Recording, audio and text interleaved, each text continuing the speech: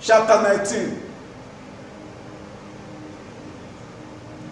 Then Pilate therefore took Jesus and scourged him. And the soldiers plaited a crown of thorns and put it on his head, and put on him a purple robe. And they said unto him, Hey, King of the Jews! And they smote him with their hands.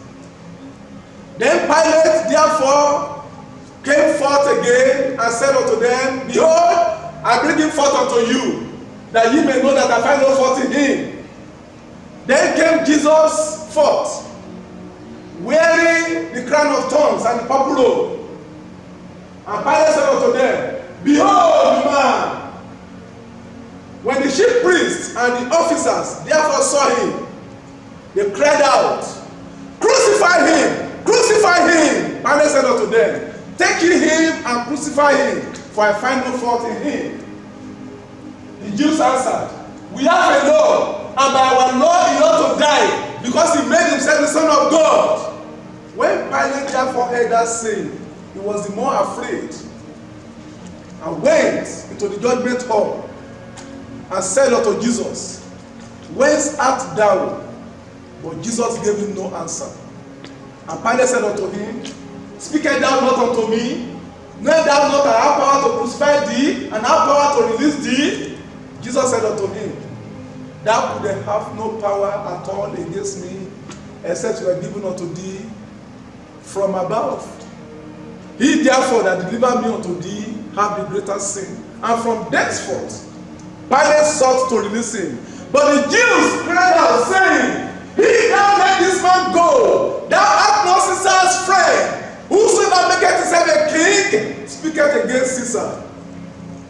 When Pilate therefore heard that saying, he brought Jesus forth, and sat on the judgment seat, in the place that is called the pavement, but in Hebrew, Gabbatha. And it was the preparation of the Passover. And about the 6th hour, he said unto the Jews, Behold your king! And they cried out, Away with him! Away with him! Crucify him! Pilate said unto them, Shall I crucify your king? The chief priests answered, We have no king but Caesar. Therefore Pilate delivered him unto them to be crucified. And they led him away. And he, bearing his cross, came to a place called the place of a skull, but in Hebrew, Golgotha, where they crucified him and 2 others with him. On either side one, and Jesus in the midst. Pilate therefore wrote a title and put it on the cross, and the writing was, Jesus of Nazareth, the King of the Jews. And this title read many of the Jews, for the place where Jesus was crucified was near unto the city, and it was written in Hebrew and Greek and Latin. And the chief priest of the Jews said unto Pilate, Write not the King of the Jews, but as he said, I am King of the Jews.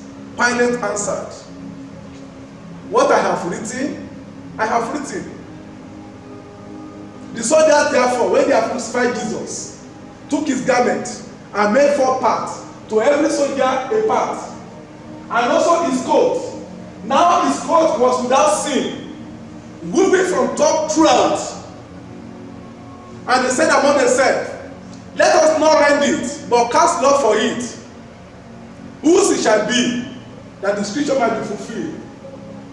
They parted my garment among themselves, and for my vesture they did cast lot. These things did the soldiers did.